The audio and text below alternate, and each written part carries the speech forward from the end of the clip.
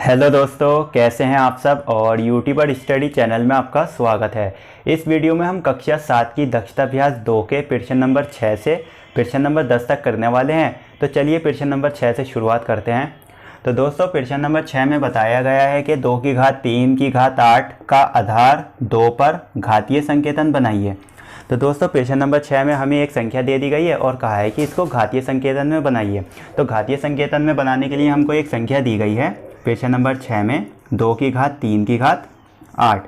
इसको हमें घातीय संकेतन में बदलना है। तो ये बात मैंने पहली भी वीडियो में बताए रखी है कि अगर किसी संख्या के ऊपर एक घात ब्रैकेट के अंदर हो और एक घात ब्रैकेट के बाहर हो तो दोनों घातों की आपस में गुणा हो जाती है। तो यहाँ पर भी हम 3 और 8 की गुणा करा देंगे। तो लिखेंगे यहाँ पर 2 की घात 3 गुणा 8। अब चलिए गुणा कराते हैं। 3 अट्ठे हमको मालूम है 24 होता है, तो 2 पर कुल घातें हो जाएंगी 24। अब ये जो आ गया है घातीय रूप आ गया है, इस वाली संख्या का घातीय रूप आ गया है। तो मतलब कि यहाँ पर हम आंसर को लिख देंगे।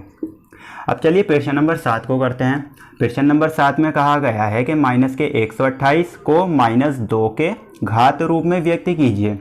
तो दोस्तों, प्रश्न नंबर 7 में भी हमें एक संख्या दे दी गई है और उसको भी घातीय रूप में बदलना है। तो मैंने पहले भी एक ये बात बताई रखी है कि अगर कोई हमको संख्या साधारण रूप में दी गई है और उसको घातीय रूप में बदलना है तो सबसे पहले उसके अभाज्य गुणनखंड कर लेने हैं। अभाज्य गुणनखंड करने से वो संख्या बहुत आसानी से घातीय रूप में बदल जाएगी। तो यहाँ पर हमें एक संख्या दी गई है माइनस के 128 और ये साधारण रूप में लिख कर दी है। तो सबसे पहले मैं इस संख्या को चलो उतार लेता हूँ। तो माइनस का 128 को मैंने उतार लिया है। अब इसको मुझे घातीय रूप में बदलना है। तो सबसे पहले मैं क्या करूँगा, इसके अभाज्य गुणनखंड करूँगा। अभाज्य गुणनखंड करने से इसके बहुत आसानी से घातीय रूप में बदल सकते हैं। तो चलिए सबसे पहले मैं 128 को अभाज्य गुणनखंड करता हूँ। तो अभाज्य गुणनखंड बहुत आसान होते हैं, बस 2 से अभाज्य संख्याओं से भाग करनी होती है।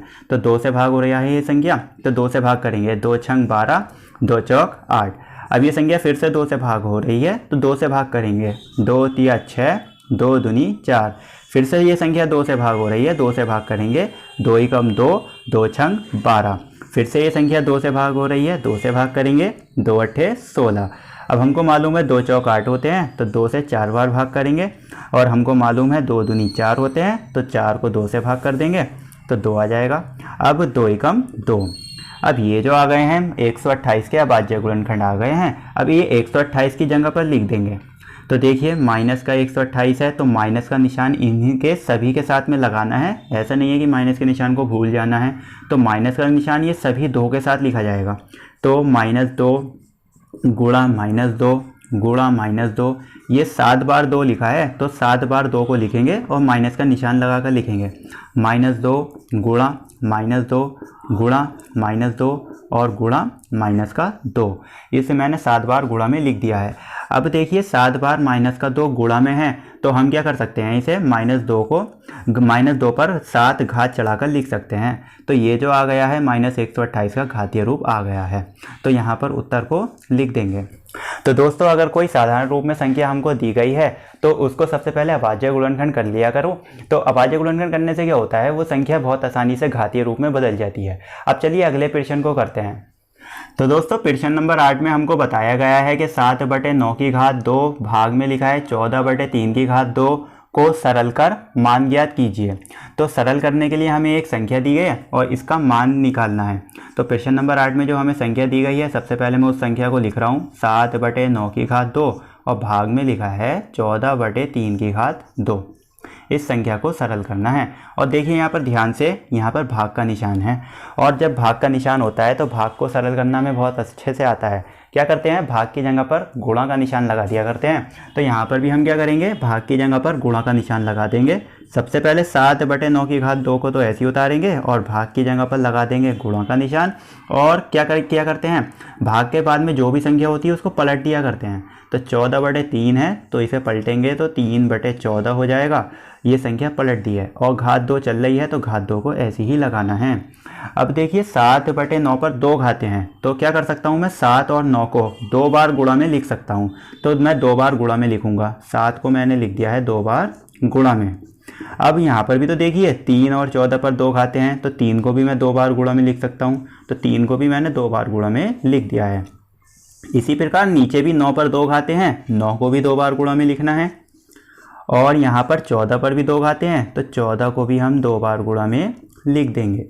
अब देखिए ऊपर से और नीचे की संख्या जिस पहाड़े में आ रही हैं उस पहाड़े से काटनी है।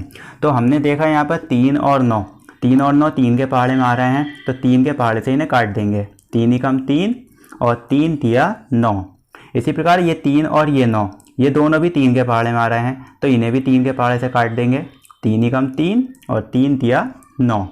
इसी प्रकार से 7 और 14 किसके पहाड़े में आ रहे हैं? 7 के पहाड़े में आ रहे हैं, तो इन्हें भी 7 के पहाड़े से काट देंगे। 7 एकम 7 और 7 दूनी 14। इसी प्रकार से ये वाला 7 और ये वाला 14 दोनों ही 7 के पहाड़े में आ रहे हैं, तो 7 के पहाड़े से काटेंगे। 7 एकम 7, 7 दूनी 14। अब देखिए ऊपर जो संख्याएं बची हैं और जो नीचे संख्याएं बची हैं उनकी आपस में गुणा करा लेनी है। ऊपर 1 1 1 की आपस में गुणा होगी तो 1 ही आएगा, तो मैंने ऊपर 1 लिख दिया है। नीचे 3 3 2 2 की आपस में गुणा कराते हैं। चलिए 3 तिया 9, 9 दूनी 18 और 18 दूनी 36, तो नीचे वाला भाग आ गया है 36। तो ये जो आ गया है इस वाली संख्या का मान आ गया है, मतलब कि उत्तर आ गया है। यहाँ पर उत्तर को लिख देंगे। तो दोस्तों मुझे उम्मीद है कि प्रश्न नंबर 8 समझ में आ गया होगा। अब चलिए प्रश्न नंबर 9 की बारी है। चलिए अब प्रश्न नंबर 9 को करते हैं। प्रश्न नंबर 9 में दोस्तों बताया गया है कि -4 की घात -4 किस संख्या का गुणात्मक प्रतिलोम है। ये गुणात्मक प्रतिलोम क्या होता है? कुछ नाम नया नया सा लग रहा है ना। तो गुणात्मक प्रतिलोम किसे कहते हैं? किसी भी संख्या को अगर पलट देते हैं तो उसको गुणात्मक प्रतिलोम कहते हैं या व्युत्क्रम कहते हैं। ठीक है, तो मुझे किसी संख्या का अगर गुणात्मक प्रतिलोम या व्युत्क्रम पता करना है तो उस संख्या को पलट देना है। फॉर एग्जाम्पल मैं यहाँ पर 1/5 लिख रहा हूँ और इसका मुझे गुणात्मक प्रतिलोम पता करना है, तो मैं क्या करूँगा? 1/5 को पलट दूंगा, और जब 1/5 को पलटूंगा तो 5/1 हो जाएगा। तो ये जो आ गया है इस संख्या का गुणात्मक प्रतिलोम आ गया है। तो देखिए एक संख्या और ले रहा हूँ मैं। फॉर एग्जाम्पल मैंने 4 लिख दिया है, इसका मुझे गुणात्मक प्रतिलोम पता करना है। तो हमें मालूम है कि हर एक संख्या के बटे में 1 होता है, तो 4 के बटे में भी 1 होगा। 4 के बटे में 1 लिख देंगे। अब इसको बहुत आसानी से गुणात्मक प्रतिलोम में या व्युत्क्रम में बदल सकते हैं। तो इसका व्युत्क्रम या गुणात्मक प्रतिलोम कितना होगा? 4/1 का गुणात्मक प्रतिलोम हो जाएगा 1/4। तो ये बात ध्यान रखनी है कि गुणात्मक प्रतिलोम या व्युत्क्रम किसी संख्या को पलट देने से प्राप्त होता है। तो देखिए यहाँ पर हमें एक संख्या दी गई है -4 की घात -4। सबसे पहले मैं इस प्रश्न को लिख रहा हूँ, -4 की घात -4। इसका हमको गुणात्मक प्रतिलोम पता करना है, मतलब पलटना है बस इसको। तो गुणात्मक प्रतिलोम पता करने के लिए सबसे पहले लिखेंगे गुणात्मक प्रतिलोम। अब देखिए इसके बटे में कुछ नहीं है, तो हमने अभी पढ़ा, मैंने बताया था कि हर एक संख्या के बटे में 1 होता है, तो इसके बटे में भी 1 होगा। अब क्या करेंगे? इसको पलट देंगे, मतलब कि 1 को तो ऊपर लिख देंगे और -4 की घात -4 को नीचे लिख देंगे। तो -4 की घात -4 मैंने नीचे लिख दिया है। अब ये जो आ गया है इस वाली संख्या का गुणात्मक प्रतिलोम आ गया है। या इसको कुछ सही से भी लिख सकते हैं और अलग प्रकार से भी लिख सकते हैं। किस प्रकार से लिख सकते हैं? मैंने पहले भी बताया था, अगर किसी संख्या को पलट दिया करते हैं तो उसकी घात का निशान बदल जाता है। तो यहाँ पर हम संख्या को पलटेंगे तो ये घात का निशान बदल कर लिख सकते हैं। ठीक है, जैसे कि 1/-4 है तो मैं लिख सकता हूँ इसे -4/1, और इस पर क्या कर सकता हूँ? घात का निशान को बदल सकता हूँ। -4 की जगह अब लिख दूंगा +4। तो इस संख्या को इस प्रकार से भी लिख सकते हैं। तो ये बुक में किताब में ये उत्तर दिया है, तो यहाँ पर उत्तर लिख देंगे। ठीक है, तो दोस्तों मुझे उम्मीद है कि प्रश्न नंबर 9 भी समझ में आ गया होगा। अब चलिए प्रश्न नंबर 10 की बारी है और प्रश्न नंबर 10 को भी निपटा देते हैं। प्रश्न नंबर 10 में दोस्तों बताया गया है कि पृथ्वी से चंद्रमा की औसत दूरी 384400000 मीटर है। इसे वैज्ञानिक संकेतन में व्यक्त कीजिए। तो दोस्तों प्रश्न नंबर 10 में हमें पृथ्वी और चंद्रमा के बीच की दूरी दी गई है और कहा गया है कि इसको वैज्ञानिक संकेतन रूप में बदलिए। तो सबसे पहले मैं जिस संख्या को भी हमें वैज्ञानिक संकेतन रूप में बदलना है, सबसे पहले मैं उस संख्या को लिखूंगा। तो प्रश्न नंबर 10 में हमें संख्या दी गई है 384400000। इस संख्या को हमें वैज्ञानिक संकेतन रूप में बदलना है। तो वैज्ञानिक संकेतन रूप में भी हम बहुत अच्छे से संख्या को बदलना सीख चुके हैं। सबसे पहले क्या करना है? एक अंक के बाद दशमलव लगाना है। तो एक अंक हमारा 3 है, 3 के बाद दशमलव लगा देंगे, 3 पॉइंट।